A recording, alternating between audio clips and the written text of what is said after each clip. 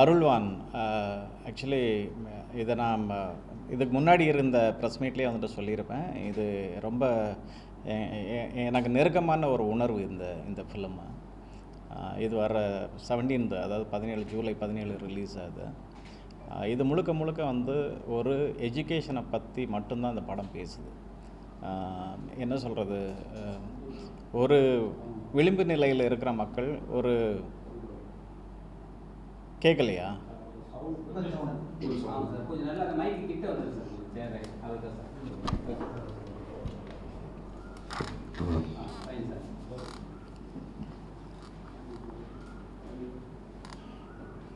இது முழுக்க முழுக்க கல்வியை பற்றி மட்டும்தான் அந்த படம் வந்துட்டு பேசப்படுது.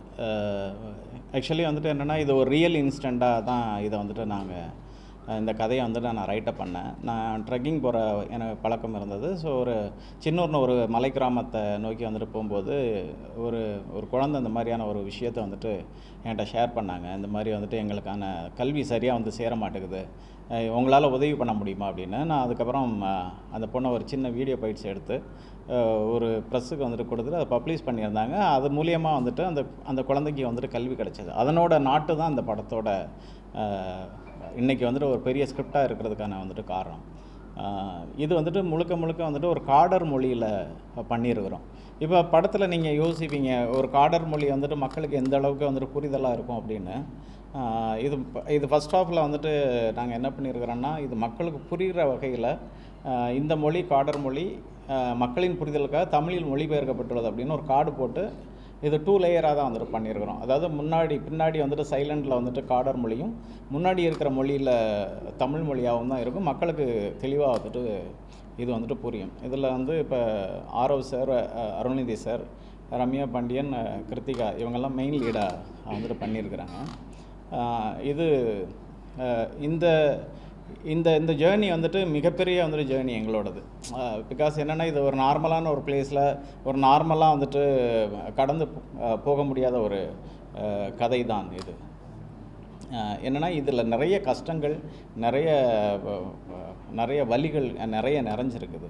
ஏன்னா இவங்க நார்மலாக வந்து நடிச்சுட்டு நார்மலாக வந்துட்டு இதை வந்துட்டு போக முடியலை. ஏன்னா இந்த ஒரிஜினாலிட்டி வரணும் அப்படின்றதுக்காக அந்த ரியல் பிளேஸுக்குள்ளாரையே நாங்கள் போய் அங்கேயே ஸ்டே பண்ணி அந்த பிளேஸ்குள்ளாரே வந்துட்டு ஷூட் பண்ணிட்டு வந்திருக்கிறோம். இது கண்டிப்பாக வந்துட்டு மக்களுக்கு வந்துட்டு பிடிச்ச படமாக இருக்கும். இதனால் வந்துட்டு ஒரு 10 பேர் வந்துட்டு கல்வியை வந்துட்டு கரெக்டான விதத்தில் கொண்டு போய் சேர்ப்பாங்க அப்படின்ற ஒரு நம்பிக்கை எங்களுக்குள்ளார இருக்குது. அது வந்துட்டு கண்டிப்பாக வந்துட்டு 100% வந்துட்டு நம்புகிறோம் இது நடக்கணும். தேங்க்யூ.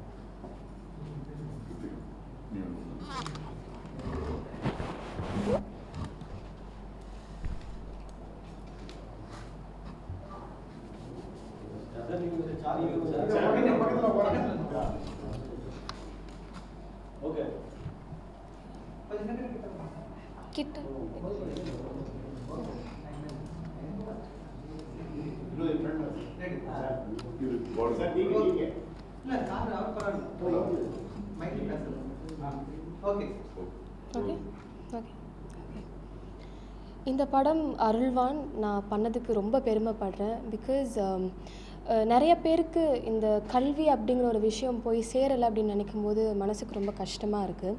ஸோ அவங்களான குரலாக நாங்கள் வந்து நடிச்சிருக்கோம் அப்படின்னு நினைக்கும் போது ரொம்ப பெருமையாக இருக்குது. ஸோ இந்த படம் அருள்வான் ஒரு சினிமேட்டிக் எக்ஸ்பீரியன்ஸ்க்கு எல்லாமே இருக்குதுன்னு நான் சொல்வேன். ஜிவி சாரோட மியூசிக் இருக்குது, சுகுமார் சாரோட பிரெத் டேக்கிங்கான சினிமாட்டோகிராஃபி தியேட்டரில் பார்க்கும்போது அவ்வளோ பிரம்மாண்டமாக அவ்வளோ அழகாக இருக்கும். அந்த கிராமத்தை அவர் அவ்வளோ அழகாக காமிச்சிருக்காரு. அண்ட் பர்ஃபார்மன்ஸ் இருக்குது. Arulnithi sir, RF sir, Ramya Pandian ma'am, John Vijay sir, Kaali Venkat sir, VTV Ganesh sir, அப்புறம் எங்களோட பர்ஃபார்மன்ஸ் இருக்குது. அண்ட் கடைசியாக கணேஷ் சாரோட அழகான ஒரு கதை அண்ட் ஒரு மெசேஜும் இதில் இருக்குது. ஸோ இது நீங்கள் வந்து காசு கொடுக்குறீங்கன்னா நீங்கள் தியேட்டரில் போய் பார்க்குறதுக்கு இது வந்து ஒரு வொர்த் வாட்சிங் ஃபிலிம் அப்படின்னு நான் சொல்வேன். ஸோ அருள்வான் 17th ஜூலை ரிலீஸ் ஆக போகுது. சந்தோஷமாக இருக்குது அண்ட் அதே சமயத்தில் கொஞ்சம் பயமாகவும் நர்வஸாகவும் இருக்குது. இது மக்கள் எப்படி ஏற்றுப்பாங்க, இது நீங்கள் எப்படி கொண்டு போய் அவங்களுக்கு சேரப்போகுது அப்படிங்கிறது ஒரு டவுட்டாக இருக்குது. பட் நாங்கள் எல்லா நம்பிக்கையோடு தான் வந்து இவ்வளோ எஃபர்ட்ஸ், இவ்வளோ ஹார்ட் ஒர்க் இந்த படத்தில் நாங்கள் வந்து போட்டிருக்கோம். ஸோ கண்டிப்பாக இந்த படம் ஒரு பெரிய வெற்றி அடைங்கிற நம்பிக்கையில் நான் இருக்கேன். ஸோ நன்றி.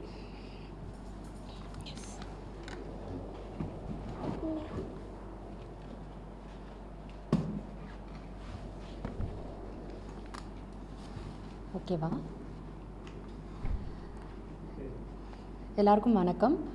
ஜூலை 17th அருள்வான் ரிலீஸ் ஆகுது. இந்த படம் பண்ணதில் எனக்கு ரொம்ப சந்தோஷம். ஒரு சின்சியரான ஒரு படைப்பாக நான் இந்த படத்தை பார்க்குறேன். ஏன்னா அதில் வந்து அந்த ஆத்தென்டிசிட்டி எல்லாத்துலேயுமே இருக்கும். விஷுவல்ஸாக இருக்கட்டும், ஏன்னா லொக்கேஷன் அவங்க வாழ்கிற இடத்துல போய் நாங்கள் ஷூட் பண்ணியிருக்கோம். அண்ட் பேசுகிற மொழி அவங்க பேசுகிற மொழி தான் பேசியிருக்கோம். ஸோ எல்லாமே வந்து ரியாலிட்டியோட ஒன்றி இருக்கும். அண்ட் எவ்வளோக்கு எவ்வளோ ஜஸ்டிஸ் கொடுக்க முடியுமோ அந்த கேரக்டருக்கு முடிஞ்ச அளவுக்கு எல்லாருமே ஜஸ்டிஸ் கொடுத்துருக்கோம். அண்ட் கண்டிப்பாக இதை தேட்டரில் பார்க்க வேண்டிய படம். அந்த விஷுவல்ஸாக இருக்கட்டும், அந்த மியூசிக்காக இருக்கட்டும், உங்கள் எல்லாருக்குமே கண்டிப்பாக பிடிக்கும். ஸோ எல்லோரும் தேட்டரில் பாருங்கள். தேங்க்யூ. எந்த அளவுக்கு டைரக்டர் உங்களை குடும்பப்படுத்தினது நல்லா வச்சாங்க அதை கொஞ்சம் மக்களுக்கு சினிமா அடுத்த படத்துக்கு இதே மாதிரி ஹீரோயிட்ட போவார் இல்லையா அவங்க அனுபவத்தை சொல்லி அவர் ஃபஸ்ட்டு கதை சொல்லும் போதே கதையை சொல்லி முடிச்சுட்டு இந்த மாதிரி தான் லொக்கேஷன் இருக்க போது. அங்கே வந்து ஹோட்டல்லலாம் ரூம்ஸ் கிடையாது. ஏன்னா இப்போ இதுக்கு முன்னாடி படங்கள் பண்ணியிருக்கோம். நானே கிராமத்து படங்கள் பண்ணியிருக்கேன். பட் ஷூட் முடிஞ்சோடனே நம்ம ஒரு ஹோட்டலில் போய் ஸ்டே பண்ணுவோம். அங்கே வந்து நம்மளுக்கு ஒரு ஃபெசிலிட்டிலாம் இருக்கும். மறுநாள் திருப்பி வந்து நம்மளே ஒரு ரீசெட் ஆகி ரீசார்ஜ் ஆகி திருப்பி ஷூட்டிங் ஸ்பாட்டுக்கு போவோம். அது என்ன கஷ்டம் இருந்தாலும் அந்த நல்ல நிம்மதியாக தூங்கி எழுந்துச்சி வரும்போது கொஞ்சம் ஃப்ரெஷ் ஆகிடுவோம். இங்கே வந்து லொக்கேஷனில் தான் நம்ம தங்கணும். அதுவும் எல்லாருமே டென்ட்டில் தான் வந்து ஸ்டே பண்ணோன்னாங்க. சரி, அவர் சொல்லும் போது எனக்கு கதை பிடிச்சதுனால இதெல்லாம் வந்து எனக்கு பெருசாக தெரியலை, ஓகேன்னு சொல்லிட்டேன். பட் அங்கே போனதுக்கு அப்புறம் தான் அவர் இப்படி கேஷுவலாக பேசுகிற மாதிரி தான் இதெல்லாம் அந்த டிஃபிகல்ட்டிஸும் அப்படியே கேஷுவலாக சொல்லிட்டார். அது பெருசாக எனக்கு தெரியல. அங்கே போய் மலை மேலே ஏறி திருப்பி நம்ம மலைக்கு கீழே இறங்கணும். ஒரு 2.5 hours ட்ரெக்கிங் இருக்குது. அண்ட் எல்லோரும் வந்து ஷூட்டிங் வரும்போது எல்லாம் பேக் பண்ணிட்டு வாங்கன்னு சொல்லுவாங்க. இவங்க துணிகள் தான் நம்ம பேக் பண்ணுவோம். இவங்க ஷூட்டிங்கில் மட்டும் என்ன சொன்னாங்கன்னா, வாக்கிங் ஸ்டிக் எடுத்துக்கோங்க, டார்ச் லைட் எடுத்துக்கோங்க, அண்ட் ட்ரெக்கிங் ஷூஸ் எடுத்துக்கோங்க, இந்த மாதிரி இதெல்லாம் சொல்லி அமிச்சாங்க. சரி, அப்போயே நான் கொஞ்சம் யோசிச்சுருக்கணும். நான் ஓகே எல்லாம் வந்து ஷாப்பிங் பண்ணிவிட்டு எடுத்துகிட்டு போயிட்டேன். அண்ட் பிளாங்கெட் தற்செயலாக நான் எக்ஸ்ட்ரா ஒன்று எப்போவுமே எனக்காக கேரி பண்ணிவிட்டு போயிட்டேன். அங்கே போய் அந்த கீழே இறங்க சொல்லும் போது தான் நான் என் அசிஸ்டண்ட்டை சொல்லி அதெல்லாம் எடுங்க வெளில அப்படின்னு சொல்லிவிட்டு அதை ஊனி இல்லாட்டி வழிக்கிட்டு சரிக்கிட்டு நேராக லொக்கேஷன் நம்ம போய் லேண்ட் ஆகிடுவோம். அப்படி ரொம்ப பாதுகாப்பாக யோசிச்சு தான் ஒவ்வொரு அடியும் எடுத்து வச்சுட்டு போகிற மாதிரி இருக்கும். ஸோ ரீச் ஆகி முடித்ததுக்கப்புறம் ஓகே நம்ம வந்து வந்துட்டோம் அப்படின்னு ஒரு இதை தாண்டினோம். பட் அன்றைக்கி நைட்டு ஸ்டே வந்து டென்ட்டில் ஸ்டே பண்ணும்போது டென்ட்லேயே நிறைய வெரைட்டிஸ் இருக்குது. நம்ம யூஸ்வலாக அட்வென்ச்சரஸ் ட்ரிப்புலாம் போகும்போது டென்ட்டில் தங்குறதுக்கு ஆசைப்பட்டுலாம் டென்ட் எடுத்துகிட்டுலாம் போவோம். பட் இந்த டென்ட்டில் தங்கும் போது அன்றைக்கி ஃபர்ஸ்ட் டே நைட் வந்து செம்ம காற்று, கொஞ்சம் மழை பெஞ்சிருச்சு. எனக்கு உள்ளே ஏற்கனவே குளிர் தாங்கலை. அண்ட் மழை பெய்யும் போது உள்ளே கொஞ்சம் தண்ணி ட்ரிப் ஆகிட்டு இருந்தது. நான் வந்து குளிருது என்ன பண்ணலான்னு டென்ட்டுக்கு வெளில வந்தால் எல்லார் டென்ட்டும் நல்ல என்ன சொல்கிறது கும் இருட்டு. ஏன்னா ஜங்கிள் உள்ளே நாங்கள் தங்கியிருக்கோம். அண்ட் மற்ற எந்த டென்ட்லேயும் போய் நான் தட்டியோ திறந்தோ ஹெல்ப் கேட்க முடியாது. அது கூச்சமாக இருக்கும்ல. என் அசிஸ்டண்ட் எங்கே தூங்குறாருன்னு எனக்கு தெரியல. அண்ட் ஃபோன் பண்ண முடியாது, நெட்வொர்க் கிடையாது அங்கே. சரின்னு வேண்டாத கடவுள் சாமியெல்லாம் வேண்டிட்டு திருப்பி டென்ட் உள்ளே போய் அன்றைக்கி நைட்டை கடந்துட்டேன். மறுநாள் டைரக்டர்கிட்ட சொன்னேன், சார் எனக்கு ஒன்றுமே வேணாம், டென்ட்டே ஓகே தான், ஆனால் இந்த காற்றுல ஆடி, ஏன்னா நிறைய டென்ட் பிஞ்சு போயிடுச்சு. ஷூட்டிங் அப்போ நிறைய பேரோட டென்ட்டெல்லாம் நைட்டாக பிஞ்சு போயிருக்கு. ஸோ எனக்கு இந்த கொஞ்சம் இந்த தண்ணி உள்ளே வராத அளவுக்கு, காற்றுல பிய்யாத அளவுக்கு எனக்கு ஒரு இடம் லொக்கேஷன் கொடுங்க அந்த டென்ட்டுன்னு சொல்லும்போது, ஒரு 3 sides வந்து கவரான ஒரு பிளேஸ் இருந்தது மட்டில். அதுக்கு நடுவில் எனக்கு டென்ட்டு கொடுத்தாங்க. ஸோ அதுலேருந்து அதுக்கு இது வந்து எவ்வளவோ பெட்டர்னு அடாப்ட் ஆகிட்டேன். ஒரு 2 daysல அடாப்ட் ஆகிட்டோம். அப்படி தான் இந்த ஷூட்டிங்லாம் போச்சு. பட் இஷ்டப்பட்டு கஷ்டப்பட்டால் கஷ்டம் வந்து பெருசாக தெரியாதும்பாங்கல்ல, அந்த மாதிரி டீமோடு நாங்கள் பழகி அது பிடிச்சி அந்த ஒர்க் பண்ணதுனால ஒரு 2 days இதெல்லாம் ஓகே மைண்ட் செட் வந்துருச்சு. இப்படி தான் தங்க போகிறோம், இப்படி தான் சாப்பிட போகிறோம். லொக்கேஷன் கீழே மேலே போகணுன்னாலும் பார்த்து தான் போகணும். ஓடிலாம் போனால் எங்கேயாவது விழுந்து எங்கேயாவது அடிபட்டு அதெல்லாம் வாங்கியிருக்கோம் கொஞ்சம் அங்கங்கே. ஸோ அப்படி தான் இந்த ஷூட்டிங் போச்சு. என்னோடய கேரக்டர் நேம் வந்து அமரவல்லி. ஸோ மெயினான ரோல் பார்த்திங்கன்னா பொண்ணுக்கு தான். அவங்களோட அம்மா அப்பாவை நானும் ஆரவ் சாரும் பண்ணியிருக்கோம். அந்த ரோலுக்கு எவ்வளோ சப்போர்ட்டிவாக இருக்கணுமோ அதை சார்ந்தது தான் எங்கள் ரோலாக இருக்கும். அண்ட் அவங்க செய்கிற ஒர்க், இந்த பூண்டு அப்புறம் கிழங்கு அண்ட் ஆரவ் சார் வந்து தேன் எடுக்கிறது, இந்த மாதிரி அவங்களோட வேலைகள் செய்கிற மாதிரியும் அண்ட் லாங்குவேஜ் அவங்களோட காடர் மொழி பேசி பண்ணியிருக்கோம்.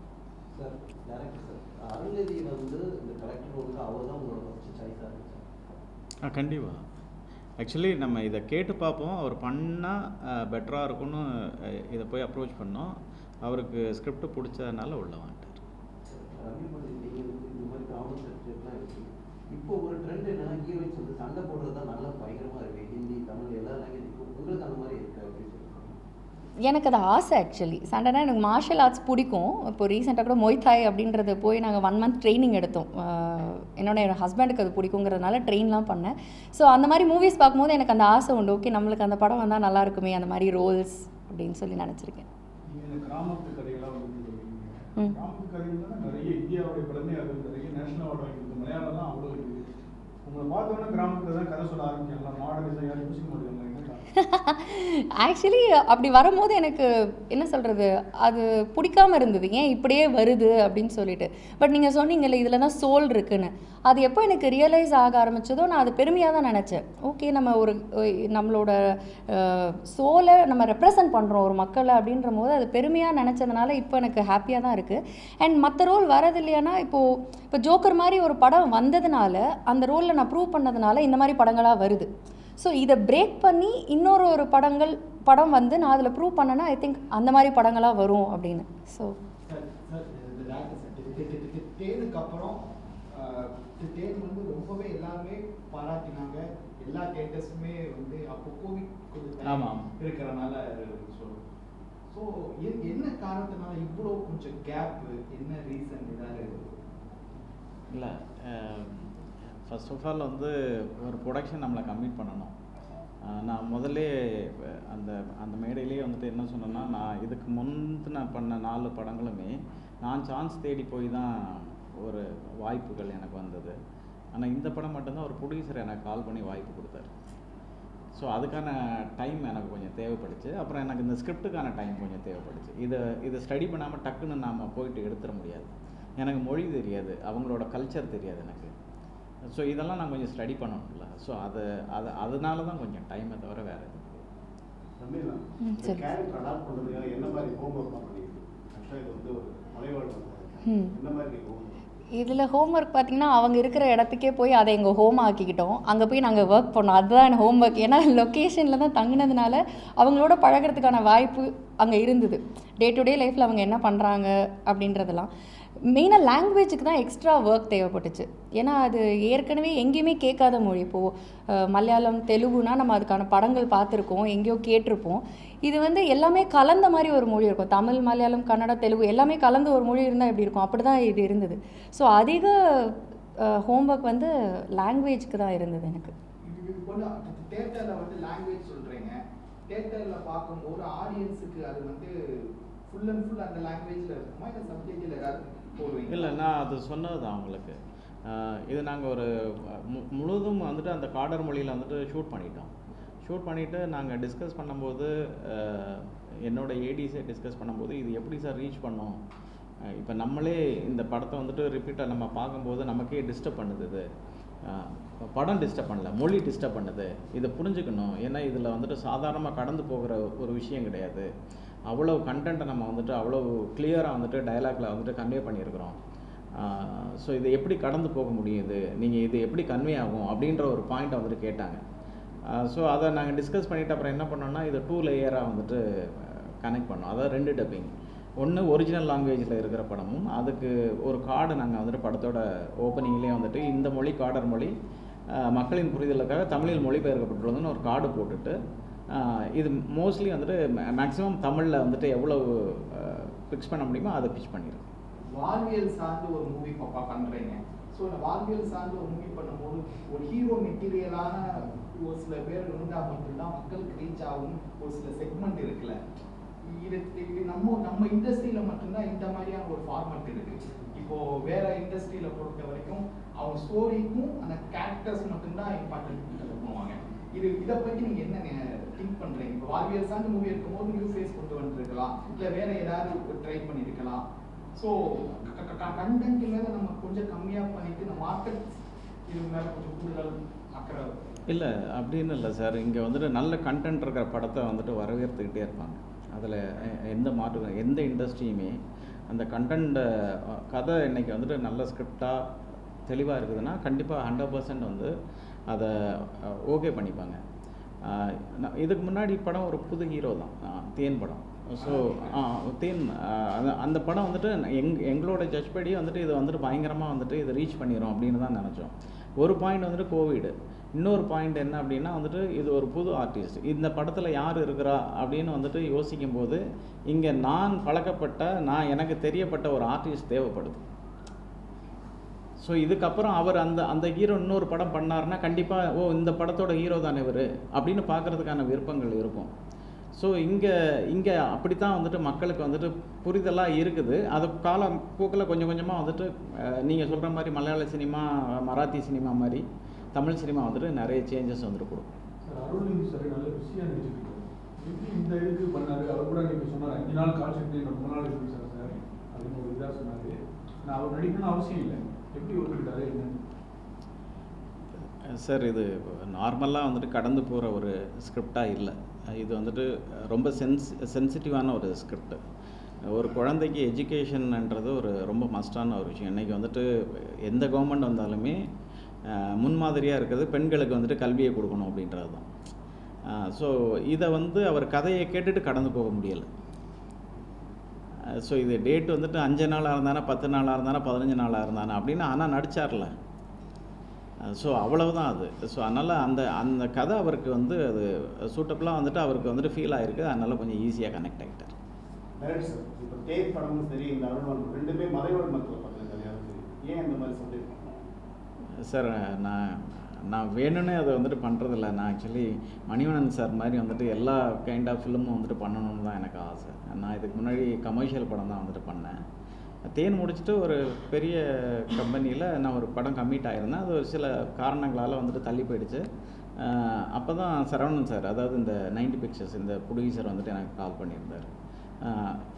இது புது ப்ரொடியூசர், ஒரு பெரிய உங்களுக்கு தெரியும், ஒரு புது கம்பெனிக்கு ஒரு பெரிய ஹீரோ வந்துட்டு உள்ளே வர்றது வந்துட்டு ஒரு பெரிய டைரக்டராக இருந்தால் இது கொஞ்சம் ஈஸியாக இருக்கும். ஒரு பெரிய ஹீரோ உள்ளே வர்றது. நான் வந்துட்டு ஒரு ஆவரேஜான ஒரு டைரக்டர் தான். ஸோ அதனால் நாங்கள் ஒரு சின்னதாக தான் வந்துட்டு இந்த விஷயத்தை பிளான் பண்ணோம். ஒரு சின்ன ஸ்கிரிப்ட் சார் அப்படின்னு வந்துட்டு பிளான் பண்ணும்போது ப்ரொடியூசர் தான் சொன்னார் இதை கொஞ்சம் வந்துட்டு பெருசாக பண்ணலாமே அப்படின்ற ஒரு பாயிண்ட்டு. இன்னொரு பாயிண்ட்டு அவர் கனெக்ட் ஆன விஷயம் என்ன அப்படின்னா, அவர் நிறைய ஏழை குழந்தைங்களை வந்துட்டு படிக்க வச்சுக்கிட்டு இருக்காரு. அதனால் இந்த எஜுகேஷன் அவருக்கு ஈஸியாக கனெக்ட் ஆகி இந்த கதை வந்துட்டு நான் இதை சொல்லப்படணும், கண்டிப்பாக நான் இதை சொல்லுங்கள் அப்படின்னு வந்துட்டு கொடுத்தாரு. ஆயிரக்கணக்கான படம் இருக்குது. அதனால் நம்ம திருப்பி பேசணும். அந்த அளவுக்கு கண்டென்ட். ஆனால் ஸ்டேட் அவார்டு தான் கிடைச்சது, தேசிய விருது கிடைக்கல. மக்களுக்கு வந்து எந்த அளவுக்கு இருக்காது, ஏதாவது ஃபீட்பேக் அதனால ஏதாவது மாற்றம் நடந்தா சமூகத்தில் சினிமா தான் சார்? இப்போ நீங்கள் இப்போ பேசுனீங்களா, அதுவே எனக்கு ஒரு பெரிய விருது தான். ஸோ அதனால் நம்ம அது ஒரு அடையாளமாக அப்படின்னு வந்துட்டு நினச்சிக்கிறமே தவிர வந்துட்டு வேறு என்ன அதில் இருக்குதுன்னு நினைக்கிறீங்க? ஸோ அதனால் மக்கள்கிட்ட ரீச் ஆகிற எல்லா படமுமே விருதுக்குரிய படம் தான். ஸோ அதனால் எந்த ஃபீலும் எனக்கு அது கிடையாது. அதனால் விருது வந்தாலும் சரி, கிட்டத்தட்ட 96 இன்டர்நேஷ்னல் அவார்டு, அதில் 31 அவார்ட்ஸ் வந்துட்டு இந்தியாவில், அதில் வந்துட்டு இந்த தமிழ்நாட்டில் மட்டும் அதில் 16 அவார்டு என்னமோ வந்துட்டு கிடச்சது. ஸோ நான் அவார்டை நோக்கி கண்டிப்பாக படம் எடுக்கலை. என்னோடய கண்டென்ட் எல்லாமே இந்த மக்களை வந்துட்டு கரெக்டான விதத்தில் ரீச் பண்ணுதா அப்படின்ற ஒரு பாயிண்ட்டு, இதனால் அந்த மக்களுக்கு என்ன பயன் கிடைக்குது அப்படின்ற ஒரு பாயிண்ட் மட்டும்தான் அந்த படம் எடுத்தோம். அந்த படமும் அப்படி தான், அதே மாதிரி இந்த படமும் அப்படி தான் எடுத்துருக்கேன். தேன் படம் பார்த்து எத்தனையோ ஹீரோக்கள் கால் பண்ணி பேசி கதையை ஓகே பண்ணுறதா ஒரு சில சோசியல் மீடியாவில் வந்துச்சு, அது உண்மையா? இல்லை உண்மைதான். அது சின்ன சிறு சிறு காரணங்களால் வந்துட்டு முன்ன பின்ன அப்படியே வந்துட்டு மாறிச்சு. அப்படி வந்துட்டு சொல்லுங்கள். ஜனநாயகன் ஜூலை 24 வருதுன்னு ஒரு தகவல் இருக்குது. சப்போஸ் இப்போ அந்த படம் வரும்போது தியேட்டர்ஸ் வந்து இப்போ அடுத்த வாரம் ரிலீஸ் ஆகிற படங்களுக்கு கிடைக்க வாய்ப்பு இல்லை சார். நம்ம வந்துட்டு 17th வர்றோம். இது வந்துட்டு அந்த மாதிரி ஒரு பெரிய ப்ராஜெக்டாக இல்லை, ஒரு மினிமைஸான ஒரு ப்ராஜெக்டு தான். இது மக்கள் ஏற்றுக்கிட்டாங்கன்னே உங்களுக்கு தெரியும். அன்னைக்கு ஈவினிங் ஷோலேயே இந்த படம் என்னத்தை எந்த லெவலுக்கு ரீச் பண்ணும் அப்படின்ற உங்களுக்கு எல்லாத்துக்குமே இது ஒரு தெரிஞ்ச விஷயந்தான். அந்த மாதிரி எனக்கு அந்த ஃப்ரைடே ஈவினிங் இதை ரீச் பண்ணிருச்சுன்னா என்னோடய ப்ரொடியூசருக்கு அது வந்துட்டு ஒரு லாபகரமான ஒரு ப்ராஜெக்டாக தான் அந்த வீக்கில் இருக்கும். சொல்லுங்கள் சார். ஓகே மேம், உங்களுக்கு ஜோக்கர் படம் வந்து வேற ஒரு பரிமாணத்தில் வந்து நல்ல ஒரு நேம் இருக்குங்க. ஒரு ஷோக்குள்ளே போகிறீங்க, நிறைய வந்து ட்ரோல் மெட்டீரியலாக வந்தது, அதை எப்படி பேலன்ஸ் பண்ணுறீங்க? இப்போ எப்படி வந்து அந்த மாதிரி ட்ரோல் பண்ணவங்களுக்கு உங்களோட பதில் இந்த இடத்துல என்ன சொல்ல விரும்புகிறேன்? ஏன்னா இன்னமும் கண்டினியூ ஆகிட்டு தான் இருக்குது. ட்ரோல் வந்து எப்போவுமே நான் அதை பெருசாக எனக்கு அஃபெக்ட் பண்ணது கிடையாது. ஏன்னா அதுக்கு எப்படி நான் ரியாக்ட் பண்ணுறேங்கிறது தான் என் கண்ட்ரோலில் இருக்குது. அவங்களோட ஆக்ஷன் என் கண்ட்ரோலில் இல்லை. ஸோ என்னோடய ரியாக்ஷன் என் கண்ட்ரோலில் இருக்குன்ற போது அதை நான் பெருசாக எடுத்துக்க மாட்டேன், இக்னோர் பண்ணிவிடுவேன். அதனால் என்னோடய ஒர்க் அஃபெக்ட் ஆகிறது கிடையாது. எந்த டைரக்டருமே இவங்களை வந்து இந்த ஷோவில் இப்படி ட்ரோல் பண்ணிட்டாங்க, நம்ம கதைக்கு வேணான்னு நினைக்கல. அதுக்கப்புறம் தான் நான் வந்து ராமாண்டலம் பண்ணேன், நண்பகல் பண்ணேன், இப்போது இது பண்ணியிருக்கேன். ஸோ அது என்ன அஃபெக்ட் பண்ணுறதில்ல. மேபி எல்லாருக்கும் நம்மளை பிடிக்கணும்னு அவசியம் கிடையாது. ஸோ பிடிச்சவங்க என்னை ஏற்றுக்கிறாங்க, பிடிக்காதவங்க அவங்களுக்கு தெரிஞ்ச விதத்தில் ட்ரோல் பண்ணுறாங்க. ஸோ ஓகே தான், எனக்கு அதை எஃபெக்ட் பண்ணல. தகராறு படத்தில் ஒரு வேற லெவல் டைமென்ஷன் காமிச்சிருக்கீங்க. அது வரைக்கும் செட்டிலாக நடிச்சிட்டு இருந்தது ரொம்ப ஓப்பனாக போய் அந்த மதுரை ஸ்லாங்லாம் வந்து தூண்டது. அது மாதிரி ஏன் ஒரு ஜானர் வந்து அவர் நீங்கள் ஃபிக்ஸ் பண்ணல, அதுக்கப்புறம் கேட்டாங்க? நிறைய தடவை அது சொல்லியிருக்கிறேன் சார். கண்டிப்பாக நான் சாரோட இணைந்து ஒரு நல்ல கமர்ஷியல் படம் நீங்கள் நினைக்கிற மாதிரி கண்டிப்பாக பண்ணேன். ஜோக்கருக்கு அப்புறம் வந்து ரம்யா அப்பாத்தியா நம்ம மைண்டில் ஃபிக்ஸ் பண்ணாலே ஜோக்கர் அந்த ஃப்ளேவர் வந்து. ஸோ அதுக்கப்புறம் வந்து கொஞ்சம் கேப்பு, கொஞ்சம் இது. ஸோ ஸ்டோரி கேட்கக்கூடிய அந்த டோன் கொஞ்சம் மிஸ்ஸிங் ஆகுதா, இல்லாட்டி சரியான வாய்ப்புகள் பிடிச்சாங்களே? இப்போது ஒரு இன்டர்வியூவில் ஒருத்தர் கேட்டிருந்தாரு, லைக் 10 இயர்ஸில் நீங்கள் 8-9 ஃபிலிம்ஸ் பண்ணியிருக்கீங்க அப்படின்னு சொல்லிட்டு. பட் அந்த எல்லா படமுமே வந்து கொஞ்சம் ஏதோ சொல்லிக்கிற மாதிரி உள்ள படங்கள் தான். ஸோ எனக்கு குவான்டிட்டி வந்து என் மைண்டில் இருந்ததே கிடையாது.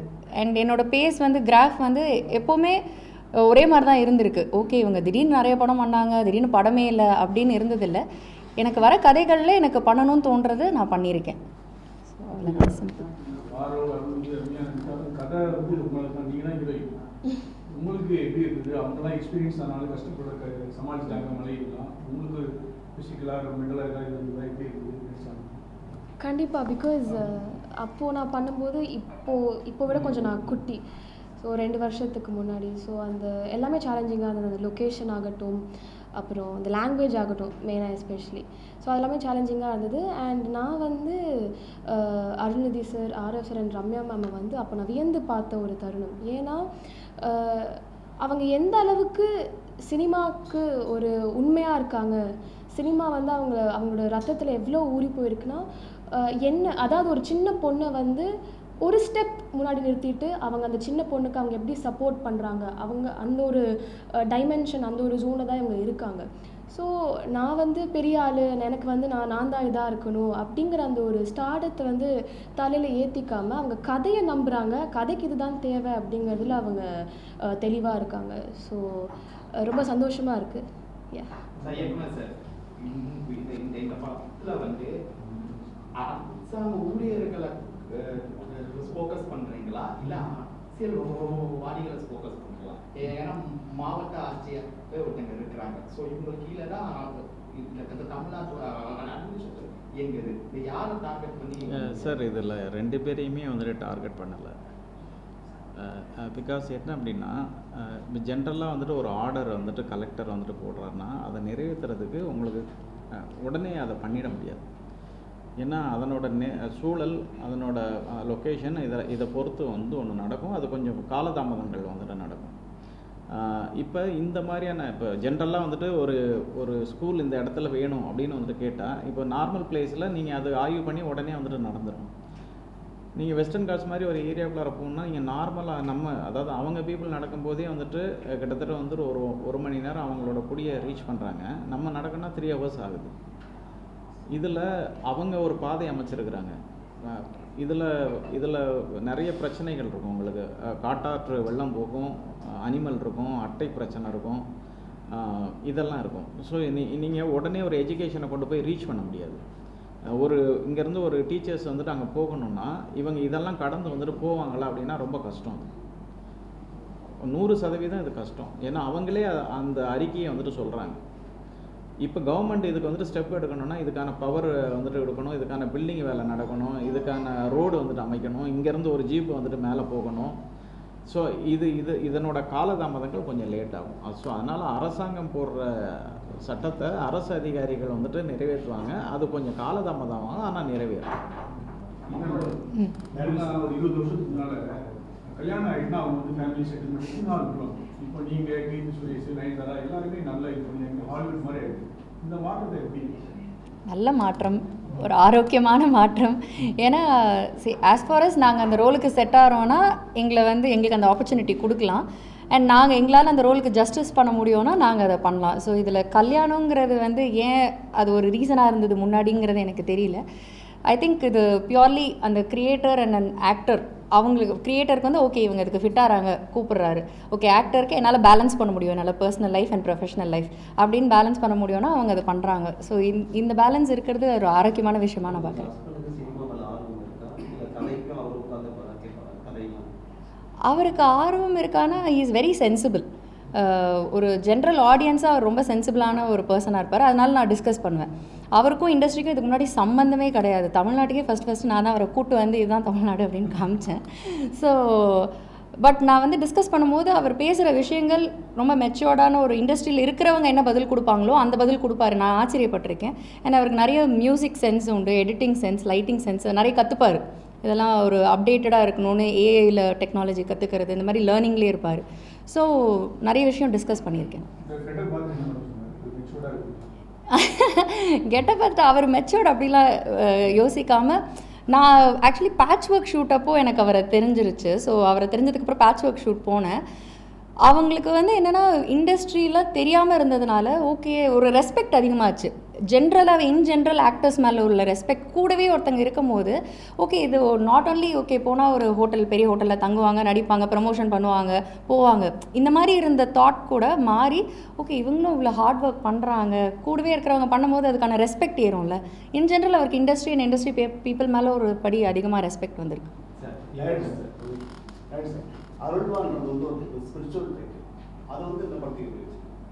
ஆக்சுவலி இது வான் தான் சார் டைட்டில். வான்னா உங்களுக்கு தெரியும், அது ஸ்கை, அது ஃபாரஸ்ட் இதெல்லாம் சேர்ந்தது வான் அப்படின்னு சொல்லுவோம். அது அந்த டைட்டில் கிடைக்கல எங்களுக்கு. அது வேறு ஒரு கம்பெனியில் ரிஜிஸ்டராக இருந்துச்சு. ஸோ இப்போ அவங்க இப்போ கவுன்சிலில் என்ன சொன்னாங்கன்னா இதோட ஜாயின் பண்ணி ஏதாவது பண்ணுங்கள், உங்களுக்கு அது பிடிச்சிருந்துச்சுன்னா அப்படின்னாங்க. அப்போது 2-3 யோசிக்கும் போது நார்மலாகவே நம்மளை ப்ளஸ் பண்ணுறது யாருன்னா மேலே இருக்கிற எல்லா விஷயமும் தான். அதனால் அருளை சேர்த்துக்கிட்டோம், அது அருள்வானா மாறிடுச்சு. இது அருள்நிதி சார் இருக்கிறதுனால அது ஒரு கொஸ்டினாகவே எல்லாரும் கேட்குறீங்க. இவ்வளவு தானே தவிர மீதி எதுவும் கிடையாது சார். இருக்குங்க சார். இப்போது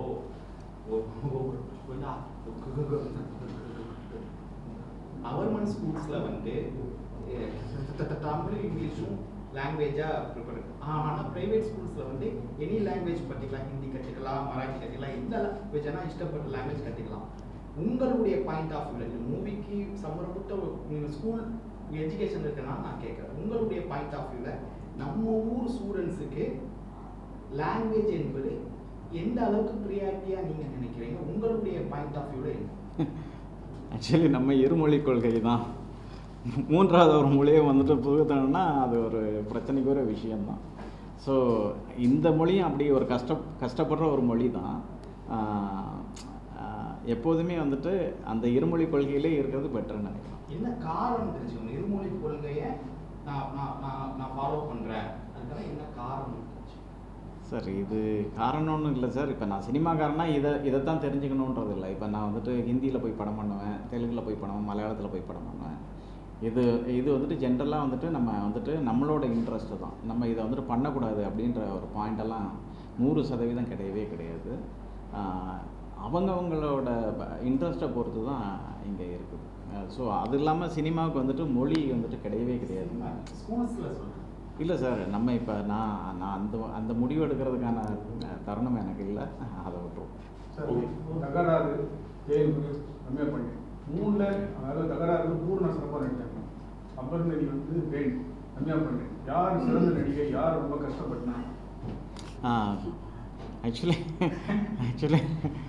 நீங்கள் கேட்குறதே ரொம்ப கஷ்டமாக இருக்கு. ஆக்சுவலி அந்த மூவியோட இந்த மூவி ரொம்ப கஷ்டமாக இருந்துச்சு. ஏன்னா அது கொஞ்சம் நார்மலான அங்கே ஜீப் அந்த மாதிரி போச்சு, அந்தந்த பிளேஸில் இறங்கிக்கிட்டோம். இது கிட்டத்தட்ட 2.5 hours கீழே இறங்கி நடக்கிற ஒரு விஷயமா இருந்துச்சு. அதேமாதிரி மேலே வரும்போதும் நடந்து வர்ற ஒரு விஷயமா இருந்தது. ஒரு 3.5 hours அவங்க முன்னாடியே சொன்னாங்கல்ல, வாக்கிங் ஸ்டிக் அந்த மாதிரி வச்சுட்டு அது கொஞ்சம் பேலன்ஸ் பண்ணி அப்படி தான் மூவ் ஆனது. அதனால் கஷ்டம்னு பார்த்தீங்கன்னா ரம்யா பாண்டியன் நடிப்பில் ரொம்ப பிரமாதமாக பண்ணியிருக்கிறாங்க. ஆக்சுவலி லைவாக இருக்கும் உங்களுக்கு. அதாவது என்னென்னா இவங்க ஆக்ட் பண்ணுறாங்க அப்படின்ற ஒரு பாயிண்ட் தெரியாமல் இருக்கும். எனக்கு இந்த ஆக்ஷன் சீக்வன்ஸ்லாம் பண்ணுறதுக்கு இன்ட்ரெஸ்ட் சொல்லியிருக்கீங்க. இதுக்கான ஸ்கிரிப்ட் உங்கள்கிட்ட இருந்ததுன்னா இண்டஸ்ட்ரி உங்களை அப்ரோச் பண்ணலாமா? கண்டிப்பாக டெஃபினட்டாக கண்டிப்பாக பண்ண பண்ணிங்களா மார்ஷல் ஆர்ட்ஸ்குள்ள? ஃபுல்லாக கம்ப்ளீட் பண்ணல. நான் கற்றுக்கிட்டது ஒரு 1.5 months 1 to 1.5 months தான் கற்றுக்கிட்டேன். அது எப்படி ஃபுல்லாக கம்ப்ளீட் பண்ண முடியும்? பட் பேசிக்ஸ் தான் நான் கற்றுக்கிட்டேன். அந்த மாதிரி ஒரு ரோல் வந்தால் அதுக்குன்னு நம்ம டெடிக்கேட்டடாக ட்ரெயின் பண்ணுவோம்ல. ஒவ்வொரு ரோலுக்காக ஏதோ ஒரு ஹோம்ஒர்க் இருக்க மாதிரி அதுக்கு கண்டிப்பாக டெடிக்கேட்டடாக நான் ட்ரெயின் பண்ணி என்னால் முடிஞ்ச ஜஸ்டிஸ் நான் கொடுத்துருவேன்.